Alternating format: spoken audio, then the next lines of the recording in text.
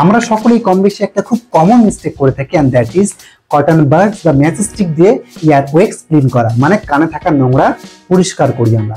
আপনি যদি same common mistake করছেন তাহলে আজকের এই শর্ট ভিডিওটি অবশ্যই দেখবেন। দেখুন, আমাদের কানের ভেতরে যে নোংরা লেয়ারটা থাকে এটা খারাপ কিছু নয়, এটা একটা প্রোটেকশন লেয়ার হিসাবে আমাদের কানকে সুরক্ষা দেয়। যেমন ব্যাকটেরিয়া, ফাঙ্গাস, ডাস্ট থেকে আমাদের কানকে বাঁচায়। তাই যখন আমরা এরকম ম্যাচ স্টিক বা কটন বাডস দিয়ে কানে প্রবেশ করাই তখন কানে থাকা নোংরাগুলোকে আমরা ভেতরে ঠেলে দিই।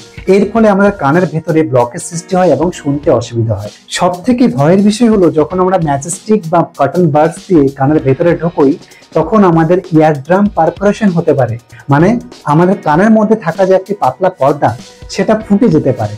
ফলস্বরূপ hearing loss, ringing sound, dizziness ইত্যাদি হতে পারে।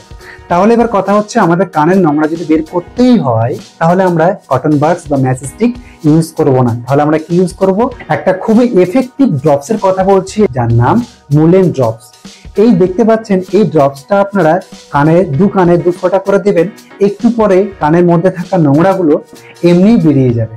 তাই কখনো ম্যাচ স্টিক বা কটন বাডস দিয়ে নিজের কানের ক্ষতি নিজের হাতে ডেকে নিয়ে আসবেন না। এমনই আরো স্বাস্থ্য টিপ পেতে এই পেজটি অবশ্যই ফলো করুন এবং ইউটিউব থেকে দেখলে অবশ্যই সাবস্ক্রাইব করুন।